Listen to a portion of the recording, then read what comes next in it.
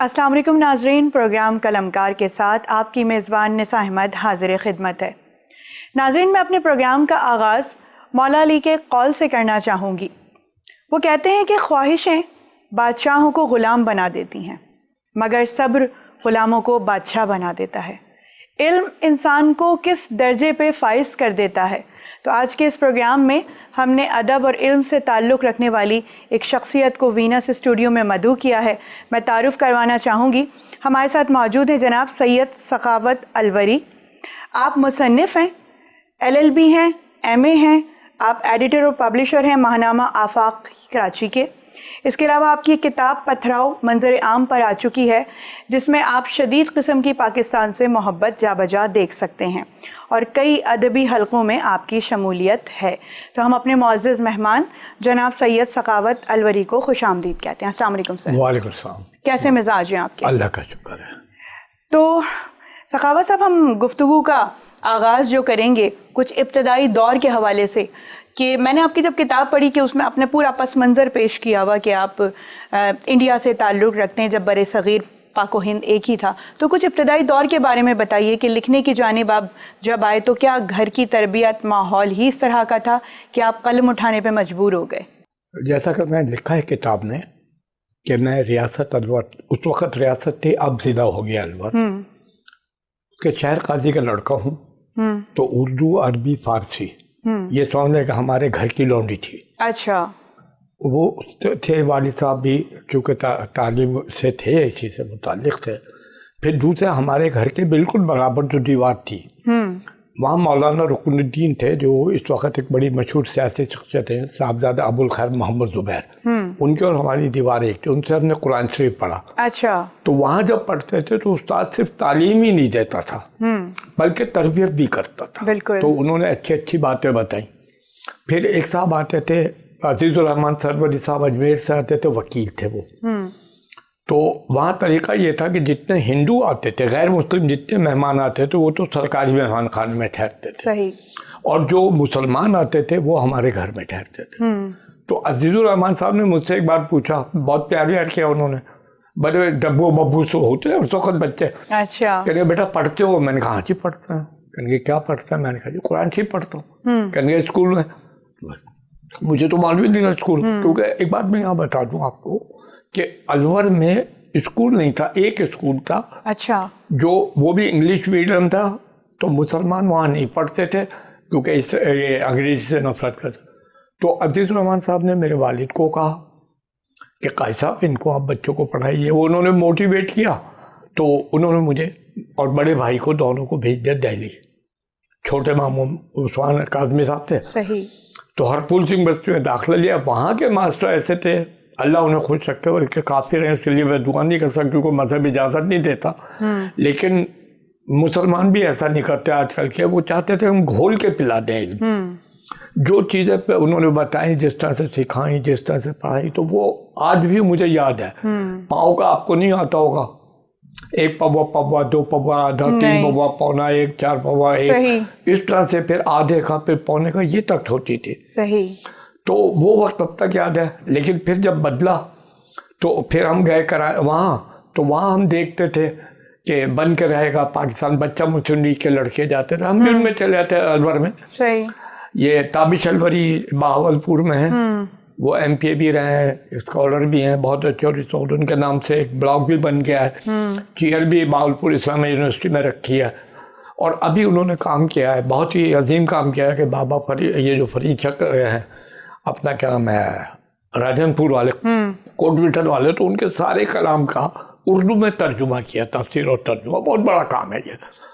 تو بس گھریلو ماحول اس قسم کا تھا، دل چاہتا تھا۔ پھر جب کراچی آئے تو جو کتابیں پڑھی، اخبار میں ہوتا تھا، دادی نانی کہانی سناتی تھی، کتابیں پڑھتے تھے، تو ہمیں بھی شوق پیدا ہو کہ ہم ایسا لکھیں۔ صحیح۔ تو پہلا مضمون میرا الہام بہاولپور میں چھپا تھا، ہیروشیما کی تباہی، تو اس میں مجھے بڑی اپریسیشن ملی خاندان سے بھی۔ کیا عمر تھی آپ کی اس وقت جب آپ کا پہلا مضمون شائع ہوا؟ میں اس وقت 14 یا 15 سال کا تھا۔ اچھا۔ تو اس وقت مجھے بڑی اپریسیشن ملی خاندان سے، بلکہ گفٹ دیے تو مجھے کافی۔ اچھا۔ اور اگر آپ کہیں تو میں آپ کو فیملی بیک گراؤنڈ بھی بتا دوں، ننیالی میرے بڑے خالو پہلے ڈاکٹر تھے, پہلے وہ تھے ایشین, جو امریکہ گئے اس کو ڈینٹل سرجری کی تعلیم کے لیے. ان سے چھوٹے والے جو تھے وہ پاکستان کے انکم ٹیکس کمشنر تھے, لیکن کرائے کے مکان میں مرے.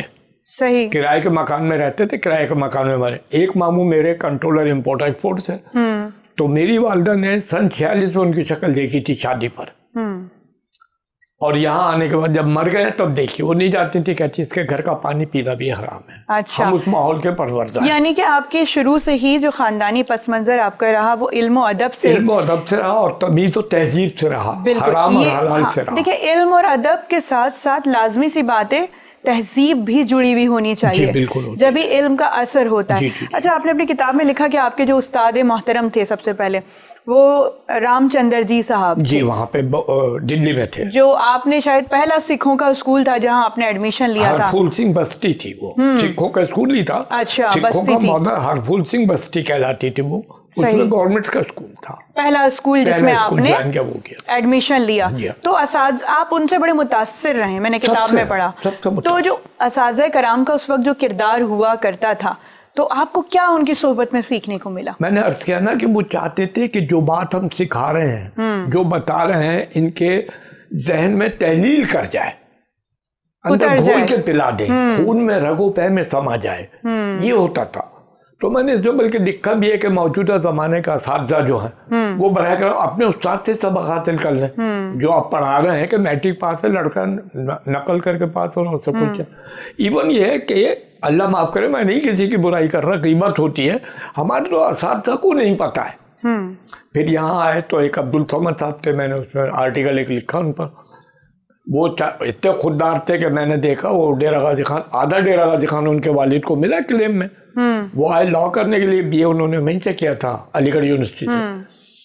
تو جب کبھی کھانا کے لیے ان کو پتا نہیں ہوتا تو وہ مانگتے نہیں تھے پاس پڑوس سے کہ کیا مانگا کیا نہیں. سوکھی روٹی جو بچی ہوئی ہوتی تھی اسی کو پانی میں ڈال کے ایسے کھاتے تھے جیسے دودھ میں ڈبل روٹی ملا کے کھاتے. یہ خودداری سکھاتے تھے, عملی طور پہ بھی ہمیں وہ دیتے تھے. جو آج کا علم ہے ثقافت صاحب, وہ تو صرف یہ سکھاتا ہے کہ آپ نے بڑی ڈگری حاصل کرنی ہے صرف پیسہ کمانے کے لیے, جبکہ علم کا تعلق پیسے سے بالکل بھی نہیں ہوتا. تو جب تربیت کا یہ پہلو ہی انتہائی غلط ہے تو پھر مجھے بتائیں کہ معاشرہ پھر کس جانب جائے گا؟ اس میں اس نوجوان نسل کا بھی کوئی قصور نہیں ہے؟ میں معذرت کے ساتھ کہہ رہا ہوں, مجھے معاشرہ نظر نہیں آ رہا. ہجوم ہے, معاشرہ ہے ہی نہیں. لیکن مجھے میرے بزرگوں نے پھر وہی گھڑی گھڑی بات ہو رہی, ریپیٹ کر رہا ہوں. میں نے آپ کو بتایا کہ میرے چھوٹے ماموں کی شکل 46 کے بعد میرا خیال 80-81 میں دیکھی, جب ان کا انتقال ہو گیا. مقصد یہ ہمارا کردار تھا, تو وہی کردار پھر اولاد میں بھی جاتا ہے, ٹرانسفر ہوتا ہے, یہ نسل در نسل چلتا ہے. اور بزرگوں نے ہمیں یہ بتایا کہ جس نے حرام کا ایک لقمہ کھا لیا اس کی غیرت ختم ہو گئی. تو اب آپ یہاں دیکھ لیں, ہمارے جو کچھ بھی چل رہا ہے وہ دیکھ لیں کس میں کتنی غیرت ہے. صحیح کہا. اچھا, آپ کی کتاب میں نے پڑھی ہے, باقاعدہ طور پہ مطالعہ کیا, تو اس میں مجھے قیام پاکستان کے وقت کے جا بجا آپ نے تذکرے کیے ہوئے اور بڑی پاکستان سے محبت کا آپ نے اظہار کیا ہوا ہے. تو کبھی آپ بیٹھتے ہیں تو آپ کو وہ پرانی چیزیں یاد آتی ہیں شدت کے ساتھ؟ وہ کیا مناظر ہوتے ہوں گے؟ میں کیا کہہ سکتا ہوں, رونگٹے کھڑے ہو جاتے میرے جب میں دیکھتا ہوں کہ ہم نے کتنی قربانیاں دی اس ملک کے لیے. غالباً 20 میل کا وہ میدان تھا دریائے بحر, جو خون سے اٹا ہوا تھا, کالا پڑ گیا تھا, خشک ہو کے خون, جا بجا لاشیں پڑی تھی. کہیں سر تھا, کہیں دھڑ تھا, کہیں پیر تھے, کہیں پورا جسم تھا, اور گدو اونگ رہے تھے. اب آپ دیکھ لیں کہ اس سے زیادہ کیا قربانی ہو سکتی ہے. پھر آپ مشرق پنجاب کا میں نے پڑھا ہے, گرداسپور, ہوشیارپور میں, وہ پہلے ایک پاکستان میں شامل تھا, لیکن راتوں رات اس میں لائنیں کھینچ کر کے اس کو انڈیا میں شامل کیا, تو وہ بیچارے سوتے ہوئے اٹھے. تو وہاں کے تو جو میں نے پڑھا ہے اور جو وہاں کے لوگوں نے بتایا, کنویں بھر گئے تھے لاشوں سے. خواتین نے لاشیں وہ گر کے اس کے اندر اپنی عزت بچانے کے لیے وہاں کی ہے. اور آج ہم اس طرح سے تباہ کر رہے ہیں اس ملک کو, اللہ کی دی ہوئی نعمت ہے. میں نے اس میں ایک لکھا کہ اللہ نے دی ہے یہ نعمت, اللہ چلا رہا ہے, ورنہ آپ یقین مانیں ہم اس قابل نہیں ہیں. اللہ تعالیٰ نے حضرت حضور کے تقاضے سے یا رمضان کی رات کے شب قدر کے تقاضے سے ہم پہ رحم کیا ہوا ہے کہ جو کچھ ہم کر رہے ہیں، جو بھی ہم کر رہے ہیں، اس وقت تک ہمیں غرق ہو جانا چاہیے. بہت محنت سے، بہت جد و جہد، بہت قربانیوں کے بعد ہم نے اپنے ملک کو حاصل کیا ہے. بالکل. اچھا، ایک میں آپ سے پچھلے دنوں گفتگو ہو رہی تھی تو لکھنے کی طرف، چونکہ آپ ساری زندگی آپ نے لکھنے میں ہی لگا دی اور کتابی صورت میں بھی آپ کی یہ منظر عام پر کتاب آئی ہے جو پتھراؤ، تو کبھی ایسا بھی ہوا ہے کہ آپ کو شعر و شاعری سے بھی شغف رہا ہے؟ کبھی تصنیفات سے ہٹ کے آپ شاعری کی جانب بھی آئیں؟ کبھی سوچا ہے؟ نہیں، شعر تو نہیں کہا ہے، لیکن ہاں یہ کہ شعراء کرام میں بیٹھا، اساتذہ کرام میں مجھے بہت آج تک یاد ہے. سن 53-54 کی بات ہے. استاد خیام الدین حیدر دہلوی صاحب تھے، ان کا شعر مجھے بہت اچھا ہے. میں اپنے باغ سخن کی خزاں ہوں خود حیدر، جو میرے بعد جئیں گے باہر دیکھیں گے. پھر ایک میں اس میں کتاب میں بھی لکھا ہے کہ عشق کی چوٹ تو پڑتی ہے دلوں پر یکساں، ظرف کے فرق سے آواز بدل جاتی ہے. کیا بات ہے. تو یہ آدمی کا ظرف ہے، اور ظرف بنتا ہے خوراک سے بھی بنتا ہے، تربیت سے بھی بنتا ہے، ماحول سے بھی بنتا ہے. جیسا آپ کو ماحول ملے گا ویسا آپ بنیں گے.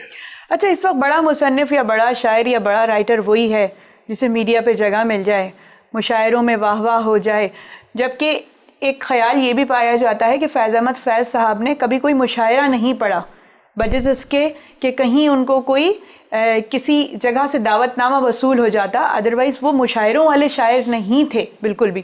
تو اس وقت کے دور کا آپ نے تو یقینی طور پہ یہ محافل اٹینڈ کی ہیں، تو کیا ماحول ہوا کرتا تھا اس وقت؟ یہ ہوتا تھا کہ دیکھیے ہر درسگاہ میں، تمام کالج میں ادبی وہ ہوتی تھی، نشستیں بھی ہوتی تھی، اور وہاں پہ وہ ادبی لوگ بھی، ادبی کمیٹی ہوتی تھی جو سووینئر چھپتا تھا. اب سووینئر تو موٹیویشن ہی نہیں ہے، طالب علم کیسے جائے گا؟ بالکل. میرے لیے موٹیویشن یہ ہے کہ اگر میرا کہیں، اب یہ پتھراؤ کا آپ ذکر کر رہی ہیں تو میرا خون بڑھ رہا ہے کہ میری کتاب کا نام آ رہا ہے. اب جتنے میرے سامعین سنیں گے یہ نام، ان کے بھی دل میں آئے گا، تو میری مشہوری ہو رہی ہے. میں اور موٹیویٹ ہوں گا کہ میں اب دوسری کتاب لکھوں، تیسری لکھوں، چوتھی لکھوں. لیکن بنیادی طور پہ ہائی اسکول سے یونیورسٹی تک سووینئر چھپتے تھے، اب نہیں بند ہو گئے. اب وہ میگزینز ہوتے تھے، مشاعرے ہوتے تھے، اب وہ نہیں ہوتے. مجھے اچھی طرح یاد ہے. اچھا، اس وقت شعراء کرام بھی بہت اعلیٰ ظرف ہوتے تھے، تو جو مشاعرے ہوتے تھے اس میں ہوٹنگ جو تھی اس کا لازمی عنصر تھا. اچھا، بغیر ہوٹنگ کے کام نہیں بنتا تھا، اور جتنی ہوٹنگ ہوتی تھی اتنا مزیدار ہوتا. تو وہی اس کے دائرے میں رہتے ہوئے ہوتا. ہاں، شرافت کے دائرے میں، کوئی یہ نہیں، ادب ادب لوگ ہوتے تھے پہلے. مثال کے طور پہ، میں بدتمیزی والی بات ہے لیکن فیض صاحب بہت بڑے آدمی تھے، تو وہ ہمیشہ وہ نظم پڑھتے تھے جیسا آپ نے فرمایا کہ جو مشہور ہو جائے، نظم یا غزل. ادروائز وہ ڈائریکٹ نہیں پڑھتے تھے کیونکہ ان کا لہجہ تلفظ کچھ سمجھ سے باہر ہو جاتا تھا. تو کراچی یونیورسٹی میں میرا آخری سال تھا 73، ہمارا سیکنڈ کلاس کا پریویس فائنل تھا. تو مشاعرہ ہوا، اس میں انہوں نے گلوں میں رنگ بھرے باد نو باہر پڑھے. صحیح. اچھا، وہی تو چونکہ جس وقت مہندی حسن صاحب گا رہے تھے، مال کورس میں تھا، بڑی ہٹ ہوئی تھی، لوگ بڑے خوش ہوئے، شعراء حضرات نے بھی کھل کے داد کی. لیکن وہ جو ہم نے ایک ہوٹنگ والا بچپنا تھا وہ تو تھا. اچھا، کیا آپ نے؟ ہاں، کی حرکت، یہ تو حرکت ہم کرتے تھے. صحیح. سب کرتے تھے، جتنے شعراء، یہ جمیل اختر ہوا کرتے تھے اس زمانے میں، یہ پیرزادہ قاسم خود شاعر ہوا کرتے تھے. تو انہوں نے جب مصرع ثانی پڑھا اس کا، چلے بھی آؤ کہ گلشن کا کاروبار چلے، تو رگ ظرافت ہماری پھڑک گئی. ہم نے ووٹنگ کی پتہ بتا دیجیے. آپ یقین مانے، اللہ توبہ ہے، پتہ نہیں فیض صاحب معاف کریں گے نہیں کریں گے. اس کے بعد فیض صاحب پڑھ نہیں سکے تھے. اچھا، صحیح. یہ ہوتا تھا. تو یہ مشاعروں کی اس وقت کی محافل کی خوبصورتی ہوا کرتی تھی. خوبصورتی وغیرہ اسٹیڈیم میں ہوتا تھا، اور پاک و ہند مشاعرہ ہوتا تھا، بہت بڑے مشاعرے ہوتے تھے. یعنی کہ جو آپ نے بتایا کہ اس میں آپ نے جو جملہ کسا اس میں، تو اس کے لیے بھی وہ سمجھ کا وہ لیول ہونا چاہیے تھا. ہاں، نہیں ہوا بہت زیادہ. وہی تو وجہ تھی جو انہیں وہ آگے نہیں آ سکے. یہ بات. سخاوت صاحب، ہم گفتگو کا سلسلہ یہیں سے جوڑیں گے، ایک وقفے کا وقت ہے. تو ناظرین، آپ نے کہیں بھی نہیں جانا ہے، ابھی ہم واپس آتے ہیں ایک چھوٹے سے وقفے کے بعد.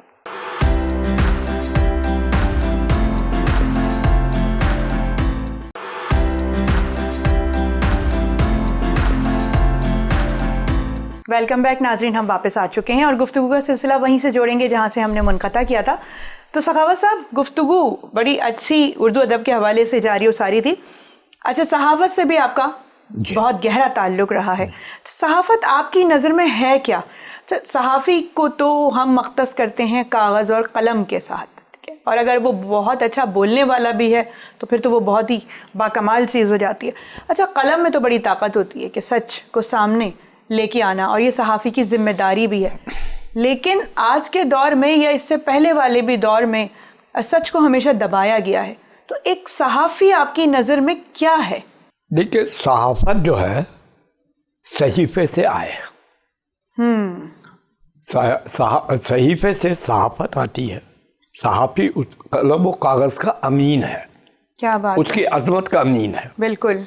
अगर वो अपने पेशे से वो काम नहीं करता, उसके इज्जत और एहतराम नहीं रखता है, तो फिर सहाफ़ी नहीं है। वो साबी हो सकता है, साफ़ी हो सकता है, सहाफ़ी नहीं हो सकता। क्या बात है।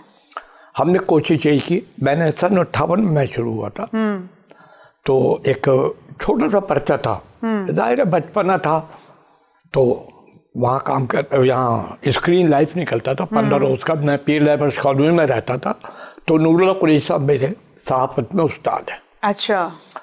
तो वहाँ उनकी ये थी, स्क्रीन लाइफ भी था, फिल्म न्यूज़ एजेंसी भी थी। अच्छा, कुछ ग्लैमर भी था, फिल्में वगैरह देखते थे, कहीं से मिले, ये है वो है, तो फिर हम उनके साथ स्टूडियो जाना शुरू हो गया। फिर ताबिश अलवरी जंग में मेरे अजीज़ जो ये नुमाइंदे थे वहाँ बहावलपुर में, वो आए हुए थे कराची, तो वो मैं उनके साथ जंग चला गया। तारुफ कराया शफी अकील साहब से, तो उन्होंने कहा यार 8:30 भी लिखना। अच्छा। मैंने कहा जी लिखेंगे। तो उन्होंने कहा यार नासरा मेरी फेवरेट है, तो हूँ ही लिख तू। अब वो एक आमद होती है, एक मूड होता है, जब आमद होती है तो खुद ब खुद आदमी का खुद ही चल पड़ता है, रुकता नहीं है कहीं। अब वो चूंकि ऐसी बात थी, उस दौर में हम सिगरेट पिया करते, तो 1-2 सिगरेटें पिए, बात नहीं बन रही थी। इंट्रो नहीं मिल रहा था मुझे असल में। अगर मुझे इंट्रो मिल जाए तो मैं अखबार का कागज़ एक सफ़ा पूरा लिख सकता हूँ। करते करते फिर उस दौर में अजब खान एक फिल्म आई हुई थी, उसमें गाना था हाय हाय नासरा अब तेरा आसरा। अच्छा, हाय हाय नासरा अब तेरा आसरा। वो उनको क्लिक करके शफी अकील साहब को, बहुत मुहिब आदमी, बहुत मोहब्बत करने वाले थे, ओ यार सही है तो लिख। खैर जी, मैंने लिखा 2 कॉलम का तकरीबन वो था, लेकिन उन्होंने तस्वीरें लगा के पूरे पेज का कर दिया। अच्छा। तो वो करने के बाद हुआ ये कि तो धूम मच गई। मिस्टर एक्स बनाने का ऐलान किया था सईद हारून ने, ईस्टर्न स्टूडियो के जो मालिक थे, उन्होंने जब नासरा को हीरोइन ले लिया। अच्छा। अब नासरा जब आई तो उनके अब्बा मुझे ढूंढ से फिर रहे हैं, जंग के दफ्तर में हो गए, वो तो बुध को आते हैं, बुध को तो हम चले आएंगे। फिर स्टूडियो मालूम किया, गफ्फार थे एडिटर, वो डायरेक्टर, उन्होंने कहा जी टेलीफोन तो मेरे पास नहीं है नंबर, माना आते ज़रूर हैं। उन्होंने फिर ट्रेस वेरेस करके मुझे पकड़ लिया। बड़ी दावत होती है, नहीं जा आप लाहौर आइए, वैसा ऐसे। कुछ उन्होंने तोहफे तहाज भी दिए, तो मैंने कहा इसके तो बेकार है। कुछ कैश भी दिया था उन्होंने मुझे, तो मैंने उन्हें मना किया कि ये ऐसे नहीं है। हाँ ठीक है, जो कुछ आपने पार्कर पेन मुझे दिया, कुछ अच्छी घड़ी वड़ी दी थी। तो उसके बाद फिर जंग में लिखता रहा, फिर हुर्रियत में चला गया, बस इसी तरह से चलते चलते फिर 72 में जब मैंने पब्लिक सर्विस कमीशन क्वालिफाई किया, तो मैं उस वक्त नौकरी भी कर रहा था। जब सहाफ़त कर रहा था, सरकारी नौकरी भी थी, उस वक्त पाबंदी नहीं थी बीच में, लेकिन वो जिम्मेदारी मुझे मिल गई थी, तो वहाँ पाबंदी लग गई, क्योंकि एरिया वो कोऑर्डिनेटर हो गया था गवर्नमेंट ऑफ पाकिस्तान का। प्रिंटिंग पर्पज़ के लिए वो सारी तकरीरें वगैरह आती थी PS की, और ये बटन हुआ। तो उन्होंने कहा कि जी आप लिखेंगे नहीं अब। तो 72 से 86 और 86 के बाद 2 साल और। सही। ये जो मेरा वक्फा गुजरा है, इससे पहले बहुत अच्छी साहब हमें सिखाया करते थे, साथ ही कितना ही बुरा हो, शराब पीता हो, जुआ खेलता हो, फ्रॉड करता हो, कुछ भी करता हो, लेकिन सहाफ़ी की इज्जत के लिए, सहाफ़त की इज्जत और नामूस के लिए वो कभी सौदा नहीं कर सकता। तो मुझे ये सिखाया गया था जब मैं रिपोर्टिंग में आया, कहते आप जाएंगे रिपोर्टिंग में, लेकिन बोलेंगे बीच में कतन नहीं, دیکھیں گے, غور سے سنیں گے, ایک آپ سوال ایسا رکھ لیں کہ جس سے وہ بندہ ہوسٹائل ہو جائے, بس اس کی اصلیت سامنے آ جائے یہ اس سے کون سے سنسیئر ہے یا نہیں ہے. بالکل. تو سخاوت صاحب, یہ آپ کی جو بات سننے کے بعد میں یہ اخذ کر پائی ہوں کہ آپ کو دراصل جن لوگوں کی صحبت ملی, جن لوگوں نے آپ کو سکھایا, جو آپ کے استاد محترم رہے ہیں, تو ان کا بڑا آپ کی زندگی میں عمل دخل ہے کہ آپ کو انگلی سے پکڑ کے چلنا سکھایا اور قلم کی طاقت کے بارے میں بتایا. آپ کی کتاب میں ایک بڑا اچھا چھوٹا سا آپ نے واقعہ لکھا ہے اس میں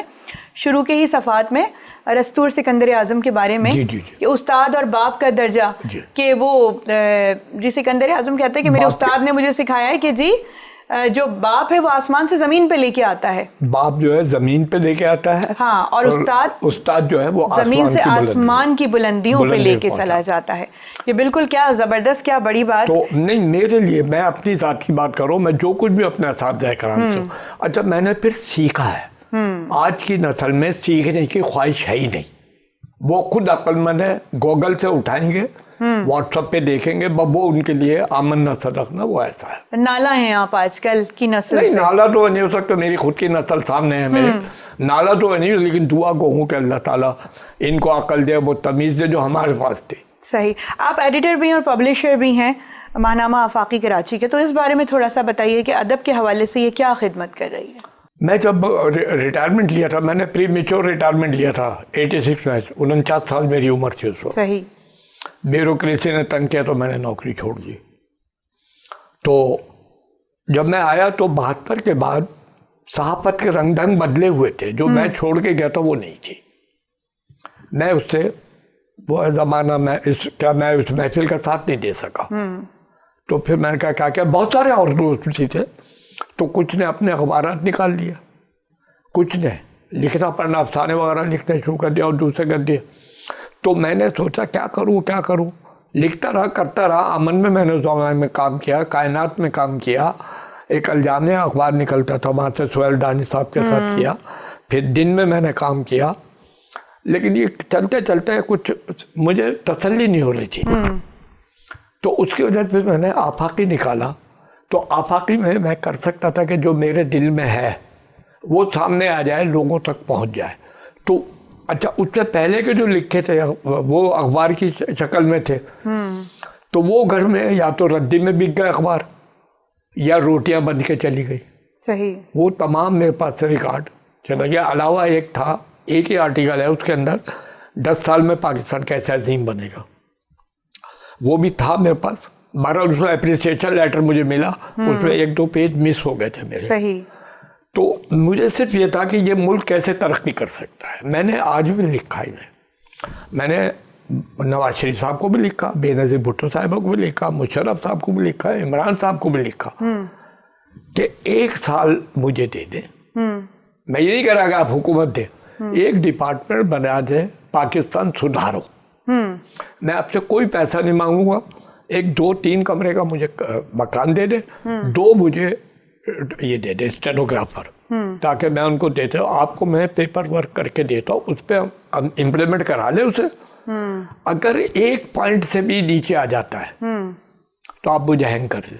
سخاوت صاحب دیکھیں, ہر بندہ, ہر شخص یہ چاہتا ہے اپنے آپ کو بھی آگے کی جانب لے جانا, ملک کو بھی ترقی کرتے ہوئے.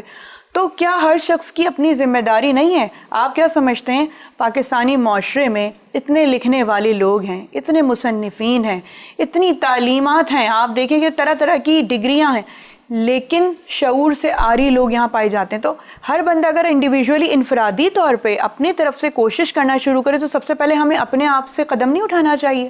آپ کا کیا خیال ہے اس بات؟ دیکھیے, میں اس وقت 85 سال میری عمر ہے, اس میں 32 سال میں نے نوکری کی, 36 سال سے پینشن دے رہا ہوں. یہ 36واں سال ہے, فیبرری میں 27واں شروع ہو جائے گا. تو یہ 32 سال کا وہاں کا ریکارڈ دیکھ لیں آپ, اور 36 سال کا یہ دیکھ لیں ریکارڈ. 18 سال تو بچپنے کے, اسے معاف کر لیں. صحیح. اگر میری زندگی میں کوئی بھی شخص ایک یہ بتا دے کہ میں نے کسی کے ساتھ زیادتی کی ہے, میں آپ کو بتاؤں, بہت بڑے عہدے پہ تھا میں, میرے چپراسی اور کلرکوں کے پاس سوسائٹی میں, نارتھ آباد میں بنگلے ہیں. میں آج بھی کرائے کے مکان میں رہتا ہوں. مجھ پہ وہ اثر ہے کہ میری ماں نے سگے بھائی کی شکل 46 میں دیکھی تھی یا مرنے کے بعد دیکھی تھی. ایمانداری کے تقاضے تمام پورے کیے میں ہیں آج بھی کرائے کے مکان میں رہ رہا ہوں اسی بنیاد پہ. صحیح. سخاوت صاحب سوچ کے اوپر اگر ہم بات کریں، یہ ساری سوچ کی بات ہے جس میں آپ نے زندگی گزاری، آپ کیا سمجھتے ہیں کہ ایک اچھی سوچ سے اچھے سوالات ابھرتے ہیں یا سوال ہی ایک سوچ ہے؟ مطلب ایک سوچ کا جو بیج ہے نا، منفی یا مثبت سوچ کا بیج جو ہے وہ انسان کی زندگی میں بہت بڑا کردار ادا کرتا ہے. آپ کیا سمجھتے ہیں اس بارے میں؟ یہ لازم و ملزوم ہے. یہ وہ اس کا نام یہ میرے اردو کالج میں میرے ساتھ جو گروپ تھا اس میں ایک عابدہ تھی، ایک کلثوم تھی. کلثوم کا ابھی انتقال ہوا بیچاری کا، 50 سال ہمارا تعلق اس سے ختم ہوا. تو ہم کہتے تھے عابدہ اور کلثوم لازم و ملزوم. اچھا. تو یہ سوال اور شعور ساتھ ساتھ آتا ہے. جب آپ کے دل میں کوئی سوال پیدا ہوتا ہے تو آپ اس کے لیے پھر تگ و دو کرنا شروع کرتے ہیں کہ اس کو اگر مثبت ہے تو اپنانے کی کوشش کرتی ہے، منفی ہے تو اسے دور کرنے کی کوشش کرتی ہے. میرے ذہن میں میں نے آپ کو بتایا نعرے لگائے تھے، بن کے رہے گا پاکستان، یہ بٹ کے رہے گا ہندوستان. بالکل وہ تھا. کچھ مقصد میری ذاتی انا کا مسئلہ اس میں آ گیا تھا. پھر کچھ یہ تھا کہ یہ جو ہم نے خاندانی حالات دیکھے، گھریلو حالات دیکھے، اس میں یہی ہوا ہمارا. یہ جتنے ICS آفیسرس ہیں جتنے بھی تھے یہ سب ہمارے آتے تھے. لیکن میرے والد صاحب گئے صرف ایک بار کاظم رضا صاحب کے پاس، وہ ایڈمنسٹریٹر تھے. تو انہوں نے جب دیکھا انہوں نے دروازہ بند کرا دیا، سیکرٹری کو کسی کو نہیں بھیجنا، چائے بھیجو، اور گلے لگا کے خوب پہلے تو روئے. اچھا. کہ شکر ہے تم آ گئے یہاں. اب بتاؤ کیا کہیں گے، یار تم یہاں سنا نوکریاں بانٹ رہا ہوں، مجھے بھی نوکری چاہیے. تو ایک نوکری کے لیے تو بات کی ہے، یقین مانے میں پھر بہت طویل ہو جائے گی، طویل گفتگو ہو جائے گی. بالکل بالکل. اچھا سخاوت صاحب، شاعری کے حوالے سے بات کریں، کس شاعر سے بہت زیادہ متاثر رہے ہیں آپ نے؟ کس کو پڑھنے کے بعد آپ کو لگا جو تعمیری شاعری کرے؟ تعمیری شاعر آپ کی نظر میں کون ہے؟ تابش انوری ہے، میرا اپنا کزن بھی ہے. پہلے ادب برائے ادب ہوتا تھا. آپ یہ دیکھیں جو میرا زمانہ تھا، جب تک مجھے ادھر جانا چاہیے تھا، رگو گل سے بلبل کے پر باندھنے چاہیے تھے، وہ زمانہ جو تھا وہ ادب برائے ادب کا تھا. اب ادب برائے شو ہے، تنقید ہے، کمائی ہے، پیسہ ہے. یہی صحافت میں ہے، یہی ادب میں ہے. کوئی ایسی بات نہیں ہے کہ جو آج ہم ادب کہہ سکیں. ادب تو آپ یہ سمجھتے کہ ادب برائے تنقید غلط چیز ہے کوئی؟ نہیں، جا کر جامع تنقید ہو، اس میں اصلاح کی گنجائش صرف اتنا ذاتی ہو کہ بھئی تم میرے خلاف ہو، تم نے کہیں وہ بات کی تھی، میں آج بدلہ لینے کے لیے تمہارے خلاف ہوں. اب حالت یہ ہوگی، پہلے تبصرہ لکھتے تھے وہ اس کی نوک پلک ساری دیکھ کر کے لکھتے تھے. اب تبصرہ لکھتے ہیں پیسے دیکھے. میں نے یہ لکھی کتاب، یہ تقریباً 300-350 کتابیں میری دوستوں کے پاس گئی. اب میں نے ان سے کہا کہ میں ایک بکلیٹ چھاپنا چاہتا ہوں، اس پر تبصرہ بھیج دو تصویر کے ساتھ. 10 آئے. تو تبصرہ بھی انہوں نے کمانے کے لیے رکھ لیا ہے بہت سارے لوگوں نے. یہ پہلے جو معیاری اور بہت ویل گرومڈ تحریر ہوتی تھی تو ان کے بیک ہینڈ پہ یقینی طور پہ ایسے اساتذہ متعین ہوئے ہوئے ہوتے تھے جو واقعی تنقید نگاری کے ساتھ انصاف کیا کرتے. بالکل کرتے تھے. تو آج کے دور میں آپ کو لگتا ہے کہ وہ جو ادب برائے تنقید ہے وہ صرف نام کا ہی ہے؟ صرف نام کا ہے، باقی اپنا مفاد ہے. میں آپ کو بتاؤں، حلقہ ارباب ذوق کی یہاں پہ ہوتی تھی آرٹ کونسل میں. جی. پہلے آرٹ کونسل تو چھوٹا موٹا سے ہی تھا. تو ایک زینہ اوپر دیکھا ہوگا سلیب چرچ کے اوپر، اس کے نیچے بک اسٹال تھا، اس کے برابر بک اسٹال تھا، اس کے نیچے حلقہ ارباب ذوق کی ہوتی تھی میٹنگ. اس میں زیر جالندری صاحب بھی آتے تھے جو ڈائریکٹر پوسٹ آفس تھے. حمید نسیم صاحب بھی آتے تھے جو اسٹیشن ڈائریکٹر ریڈیو پاکستان تھے. تو یہ انور افسر شعور ہے، نسیم شاد ہے، سمیع آہوجہ ہے، نقاش کاظمی ہیں، اور صحبہ اختر ہیں. یہ اسی دور کی پیداوار ہے. اچھا میں بے وقوف تھا، میں شوبز میں تھا، تو مجھے ادب سے اتنا وہ نہیں تھا لگا، بس یہی تھا فلمی ادب. تو کبھی اگر میں غلط کرتا تھا اس وقت تو نہیں ٹوکتے تھے، وہ بعد میں کلاس لیتے تھے. اچھا. کہ نہیں بیٹا ایسا نہیں، اس کو اگر ایسا کر لے تو ایسا ہوگا، ایسا نہیں تو ایسا ہوگا. اب یہ بتانے والا کوئی نہیں ہے. تو اس طرح کی مجالس بھی تو ہونی چاہیے نا, اس طرح کے لوگ بھی ہونے چاہیے.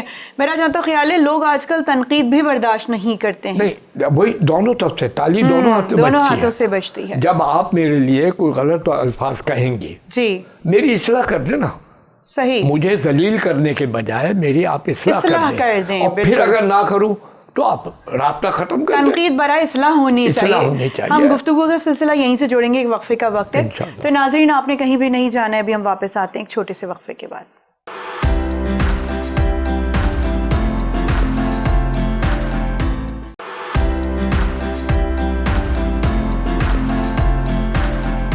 ویلکم بیک ناظرین, ہم واپس آ چکے ہیں. گفتگو کا سلسلہ ہم وہیں سے جوڑیں گے جہاں سے ہم نے منقطع کیا تھا. تو سخاوت صاحب, بہت زبردست ادب کے حوالے سے, تنقید نگاری کے حوالے سے گفتگو ہماری جاری تھی. ہم بات کر رہے تھے کہ تنقید برائے اصلاح اگر ہو تو اس میں بہتری کی گنجائش نکل سکتی ہے اور ایک اچھا ادب فروغ پا سکتا ہے. تو اس وقت بھی حلقہ باب ذوق کا ہم اگر تذکرہ کریں تو ابھی بھی نشستیں ہوتی ہیں وہاں پہ. کرونا کے باعث کچھ عرصے کے لیے تھوڑی پابندی ہو گئی اور زوم کی جانب لوگ ڈائیورٹ ہو گئے. اچھا, مجھے یہاں سے بات یاد آئی, اب تو نیا دور ہے, نئی باتیں ہیں, ادب بھی زوم پر, ٹیکنالوجی پہ منتقل ہو گیا ہے. تو آپ پسند کرتے ہیں ٹیکنالوجی یا مشاعرے زوم پر؟ آپ کا کیا خیال ہے؟ اگر ڈیولپ ہو رہا ہے معاشرہ, اس سے نئی نسل کو کچھ مل رہا ہے تو بہت اچھا ہے. لیکن ہمارے ہاں کی حالات جو ہے, ود ڈیو ریسپیکٹ, میں کسی شخص کو نہیں کہہ رہا, ہمارا معاشرہ بگڑ چکا ہے. اتنا بگڑ چکا ہے کہ اب اس کے لیے صرف آپریشن ہونا چاہیے. میں آپریشن یہ نہیں کہہ رہا کہ آپ جان سے مار دینا, جان سے مارنا تو آپ کی اپنی ناکامی ہے. میں آپ سے کہہ رہا ہوں تو تھوڑا سا جی نظام کو بدلے. صحیح, نظام بدلے, چہرے نہ بدلے. چہرے وہی ہیں, چہرے وہی ہیں. جب وہی چہرے ہیں تو ہمیں ان سے کام لینا ہے. آپ مجھے انٹرویو کر رہی ہیں, میں انٹرویو دے رہا ہوں. اگر میں غلط ہوں تو مجھے بدلے, آپ غلط ہیں تو آپ کو بدلے. حلقہ باب ذوق میں دوسرے جو بھی ادباء کرام ہیں, شعراء کرام ہیں, اچھے لوگ بھی ہیں, میں یہ نہیں کہہ رہا کہ نہیں ہے. لیکن یہ کہ اب سوچ کا انداز بدل گیا, مادیت کی طرف آ گیا ادب. اب جب مادیت کی طرف آ جائے گا, اب ظاہر ہے ادب جو ادیب ہے اس کا بھی دل چاہتا ہے کہ وہ سوٹ ووٹ پہنے, اس کا بھی دل چاہتا ہے وہ گاڑی میں گھومے, لیکن صبر ختم ہو گیا, اس کے لیے جلد بازی کرتا ہے. جمیل الدین علی صاحب تھے, میں نے دیکھا ایسے پھرتے تھے. طفیل احمد جمالی تھے, رائٹرز گلڈ بنی انہوں نے دیا ہے. منیر نیازی بہت اچھے شاعر تھے, لیکن میں نے دیکھا ایکسلچر ہوٹل میں اس کا گلڈ کا آفس تھا, پاکستان رائٹرز گلڈ کا, ایوب خان کے زمانے میں. تو کہتے یار مجھے یہ کام چاہیے, یہ کھانا, یہ پینا, یہ کرنا, تو مجھے کچھ پیسے دو. تو اس زمانے میں ان کا ریٹ تھا 10 روپے پر غزل, چاہے چھپے یا نہ چھپے, گلڈ خرید لیتی تھی. تو میرے سامنے کی بات ہے, اچھا کتنے پیسے چاہیے؟ 50 روپے چاہیے. اس وقت بہت تھے 50. اچھا 5 غزلیں دے دو, دے دی انہیں, پیسے دے جاتے تھے. اب 5 روپے کا زمانہ نہیں ہے. مہنگائی اتنی ہو گئی ہے کہ شاعر اور ادیب بھی مجبور ہے. تو اوپر سے نیچے تک جب خراب ہو جاتا ہے معاملہ تو اس کو آپ بدلیں. اچھا, الیکٹرانک میڈیا کی اتنی زیادہ یلغار ہے کہ ایک جگہ کے اگر 20-25 لوگ بیٹھے ہیں, وہ سب موبائل پہ, لیپ ٹاپ پہ بیٹھے ہوئے, تو کیا یہ چیز انسان کو انسان سے دور نہیں کر رہی؟ اور آپ کیا سمجھتے ہیں کہ جب انسان اپنے آخری وقت کی جانب جاتا ہے, جیسے سے عمر بڑھتی جاتی ہے, تو اس کو سب سے زیادہ جس چیز کی ضرورت ہوتی ہے وہ چیز نہیں ہوتی, وہ انسان ہی ہوتا ہے. تو آپ نے ساری زندگی تو الیکٹرانک میڈیا کی نظر کر دی اور آخر میں آپ پھر رشتوں کو ڈھونڈتے پھرتے ہیں. تو آپ کیا سمجھتے ہیں کہ الیکٹرانک میڈیا کی جو یہ یلغار ہے وہ انسان کو انسان کے قریب کر رہی ہے, دور کر رہی ہے؟ اس زمانے میں اگر آپ دیکھیں گے تو نفسیاتی مریض بہت زیادہ ہو گئے. ہاں بالکل ٹھیک کہا آپ نے. تو جو بڑے میجر چینلز ہیں, میں نے ان کے لیے خاص مخصوص نام رکھا, لیکن میں کہہ نہیں سکتا, میری وہ ادب اجازت نہیں دے رہی. جب یہ عزت نہیں کر رہے ہیں تو پھر کیا سبق دے رہے ہیں؟ آپ مجھ سے سوال کر رہی ہیں نا, تو اگر آپ ہی میری عزت نہیں کر رہے ہیں تو دوسرا آدمی جو دیکھ رہا ہے وہ میری کیا عزت کرے گا؟ اچھا, عموماً یہ سب بچوں کے ہوتے ہیں یا جوان طبقے کے ہوتے ہیں, وہ کیا سیکھیں گے؟ نئی نسل کو ہم دے نہیں رہے کچھ بھی. یہ جتنے بھی ٹی وی چینلز ہیں, الیکٹرانک میڈیا ہے, اس نے بھی ہمیں تنہا کر دیا. نئی نئی بیماریاں آ رہی ہیں, اب آپ دیکھیں یہ مجھے بتایا, آئی ایم سو سوری کہ اس کا شکار میں بھی ہو گیا ہوں. انہوں نے کہا یہ آپ کو نہیں ہونا چاہیے تھا. میں نے کہا جی مجھے کوئی نہیں ہونا, کہتے نہیں آپ تو اتنے ایجڈ ہیں. یہ مطلب میرے پیس میکر لگا ہوا دل پہ, بیٹری ہے, میں بھی دکھانے گیا, چکر کرا رہے تھے مجھے. انہوں نے کہا جی آپ کا حرام مغز صحیح کام نہیں کر رہا ہے. اچھا, یعنی اعصاب جو آپ کے جواب دے رہے ہیں. وجہ کیا, میں 12-1 بجے تک دیکھا کرتا تھا. تو جب مجھے اتنے میچور آدمی کو یہ ہو سکتا ہے, تو بچوں کی تو ابھی شروع ہوئی ہے ایج, وہ ذرا سے مشکل ہے 15 سال کے بعد کا بچہ کوئی نارمل ہو سکے. تو اب جب ایک بچے نے اسی الغار میں آنکھ کھولی ہے, پہلے تو یہ ہوتا تھا کہ میں آج بھی کتاب پڑھتی ہوں قلم اور کاغذ کے ساتھ, لیکن اب تو آپ کے پاس گوگل ہے اور آپ ڈاؤن لوڈ کر لیتے ہیں پوری کتابیں, اسی میں عادتیں, آن لائن کلاسز ہیں, تو پھر آپ کیسے ان کو غلط بول سکتے ہیں؟ وہ تو اسی طرح کے ماحول میں پلے بڑھے. معاف کیجیے گا, اس سے آپ پوچھ نہیں سکتی. گوگل سے یا کسی سے آپ پوچھ نہیں سکتے. کتاب آپ جب پڑھ رہی ہیں, استاد کے پاس جا رہی ہیں, تو وہ استاد آپ کو بتا رہا ہے. اردو کالج میں فائنل ایئر تھا میرا BA کا, میری 14 سال کا گیپ تھا. حالات معاشی جب پاکستان میں, تو ایک قریشی صاحب تھے, شفیق یا بہرحال کو قریشی صاحب تھے, پولیٹیکل سائنس کے استاد. تو یہ ایوب خان کے خلاف چل رہا تھا سلسلہ. تو انہوں نے کہا کہ جی میں نے کورس تو ختم کرا دیا تھا, اب ریوائز کرنا, تو آپ کو کوئی سوال ذہن میں ہو تو کر لو. اچھا, بڑا ایگریسو ایٹیٹیوڈ رکھا ہمیشہ میرا. تو میں اٹھ کے کلاس سے باہر آنے لگا. انہوں نے کہا میاں کہاں جا رہا ہوں؟ میں نے کہا جی میں تو ریوائز کرتا ہی نہیں.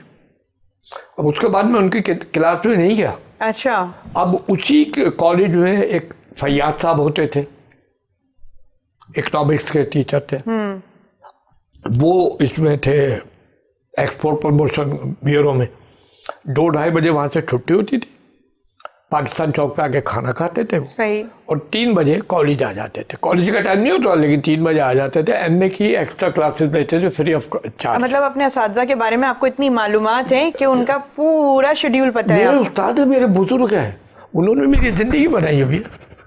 میں کیسے بھول جاؤں گا؟ اگر آپ نے میرے اوپر کوئی احسان کیا, میں احسان فراموش تو نہیں کہلانا چاہتا مجھے. تو میں یہ آپ کو ایک اور بتا رہا ہوں اسی بات میں نا. تو آخر میں یہ تنخواہ کی بتا رہا ہوں ان کی, آخر میں یہ ہوتا تھا ہم چلے آتے تھے, سر وہ جو پیسے نہیں ہیں اور ہمارا رول نمبر نہیں مل رہا ہے. اچھا. تو وہ ضمانت لے لیتے کہ یہ بعد میں دے دے گا. صحیح. ہم نہیں دیتے تھے, تو ان کی تنخواہ اس میں کٹتی رہتی تھی. اچھا. اس سے بھی آگے بڑھی ہے. تو ان کی والدہ کا انتقال ہو گیا. ہم سب گئے بچے جتنے بھی تھے لڑکے. تو دوسرے دن کلاس میں, سر کیا ہوا یہ؟ انہوں نے کہا کیوں کیا ہو گیا؟ آپ کی والدہ کا انتقال ہوا. کہ ان کو کیا ہو گیا؟ سر سوئم تو کر لیتے, کہنے کہ تمہاری پڑھائی کون ہوتی, کون کراتا؟ کیا بات. ہر ڈیلیگیشن میں نام آتا تھا, جو باہر جاتا تھا اکنامک کا, ہر ڈیلیگیشن کا نام آتا, وہ سوری کرتے تھے کہ میرے بچوں کی پڑھائی ضائع ہوگی. تو ہم نے ان استاد سے پڑھا, ان اساتذہ سے پڑھا ہے آپ. اور ان کی عزت ہوتی تھی کہ شور مچا رہے ہیں لیکچر میں, نعرے بازی ہو رہے, لیکن وہ اساتذہ جب آتے تھے تو ہم پیچھے ہٹ جاتے, ان کو جگہ دے دیتے تھے. کیا بات ہے. اچھا سخاوت صاحب, جن اساتذہ سے آپ نے سیکھا, اس کے بعد آپ کا قلم یقینی طور پہ مزید مضبوط ہو گیا, تو کیا ایک لکھاری اپنی تحریر سے معاشرے میں سدھار پیدا کر سکتا ہے؟ میں نے آپ سے عرض کیا کہ بادشاہ ہے نہیں, سدھار کہاں کرے, کس کو سدھارے؟ آپ مجھے بتائیں, آپ اپنے محلے میں جائیے, کوئی اچھی بات, بہت اچھی بات ہے آپ کر رہی ہیں, یہ باتیں آپ ذرا جا کر 2-4 خواتین کو بلائیں, تیسرے دن انشاءاللہ مل جائے گا کہ پاگل ہو گئی, پاگل پن کی باتیں کریں. بالکل. کوئی سیکھنے کے موڈ بھی نہیں ہے. آپ یقین مانیں اتنا بگڑا ہے. صرف ایک طریقہ ہے, وہ میں بتا نہیں سکتا. زندگی گزارنے کے آپ کے نزدیک کیا بنیادی اصول ہونے چاہیے؟ ابھی ہم زندگی کے حوالے سے بات کر رہے ہیں, معاشرے کے حوالے سے بات کر رہے ہیں, تربیت کے پہلو, اساتذہ کی ہم نے بات کی. آپ کیا سمجھتے ہیں کامیاب انسان جب زندگی کو کامیاب بنانا چاہتا ہے یا اس دور سے گزرتا ہے, تو کیا بنیادی اصول ہونے چاہیے جسے وہ اپنا لے تو وہ کامیابی کی جانب گامزن ہو سکتا ہے؟ سب سے بڑا تو یہ ہے مسئلہ بھی کہ انسان اپنی حدود میں رہے. ایک حد ہے. بالکل. آپ کا ایک گھر ہے 80 گز کا یا 100 گز کا یا 120 کا یا 200 کا, آپ اس سے باہر اگر کوئی حرکت کریں گے تو खिलाफ कानून है। आपने कितनी अच्छी बात की, इंसान अपनी हदूद में रहे, जबकि इंसान महदूद है। लेकिन आप ये देखें उसकी ख्वाहिशात भी लामहदूद है, उसकी ज़िंदगी में हर चीज़ लामहदूद होती है। आप यकीन माने, मैंने अपनी वालदा को कभी भी प्लेट में सालन खाते हुए नहीं देखा। अच्छा। पहले वो हमें खिलाती थी, उसका जो बच जाता तो पतीली पोंछ के खाती थी। उन्होंने सेक्रीफाइस किया। क्यों किया? कि हम उनके कहने पे चल रहे थे, अपनी हुदूद में थे कि ठीक है तुम इस वक्त आज़ादी है, चले जाओ घूमने, खेलने चले जाओ। वाली साहब ने कहा कहीं भी जाओ, जहाँ तुम्हारा दिल चाहता जाओ, बताओ ना बताओ मुझे फिक्र नहीं है, लेकिन कोई ऐसा काम ना करना जिसके ख़ानदान की इज्जत पे हरफ आ जाए। वालदा का कहना ये था कहीं भी जाओ बता दो, क्योंकि वो 2-2:30 बजे उठती थी, फिर पढ़ती थी, तो पढ़ने के बाद वो मालूमा के साथ वो पहले बिस्तर देखती थी सारे।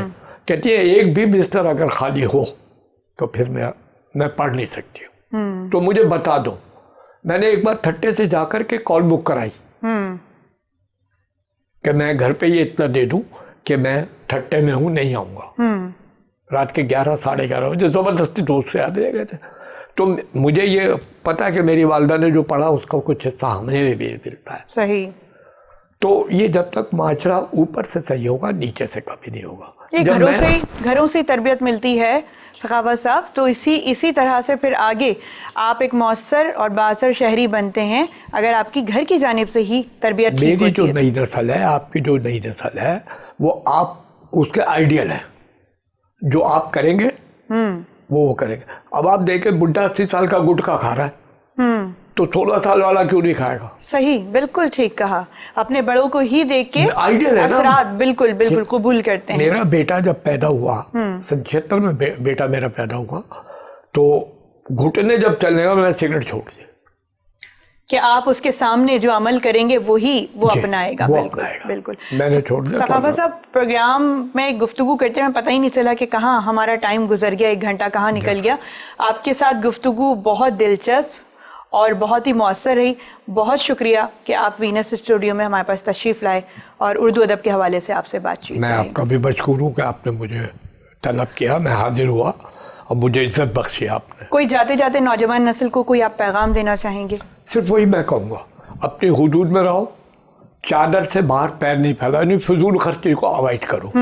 अपने हालात को देखते, अपने वाक़यात को देखते, अपने बुजुर्गों की और ख़ानदान की इज्जत को मलहूज़ खातिर रखते हुए आप वो काम करें जिससे उनकी, आपके ख़ानदान की, आपकी इज्जत में इजाफा हो। और जिसमें कमी वाक़ हो जाए तो वो आपके लिए बाइस शर्म भी होना चाहिए, बाइस बदनामी भी होना चाहिए। सब ऐसा।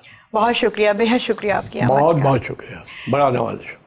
तो नाज़रीन, ये था हमारा आज का प्रोग्राम। जैसे कि सखावत साहब ने जाते जाते एक बात की कि इंसान को अपनी हुदूद में रहना चाहिए, और जबकि हमारी ख्वाहिशात तो लामहदूद हैं, तो अगर हम अपनी महदूद ज़िंदगी को सही तरीके से इस्तेमाल करना सीख लें तो हम कामयाबी की तरफ गामज़न हो सकते हैं। तो अगले प्रोग्राम तक के लिए अपनी मेज़बान निसा अहमद को इजाज़त दीजिएगा। अपना बहुत ज़्यादा ख्याल रखिएगा। अल्लाह निगहबान।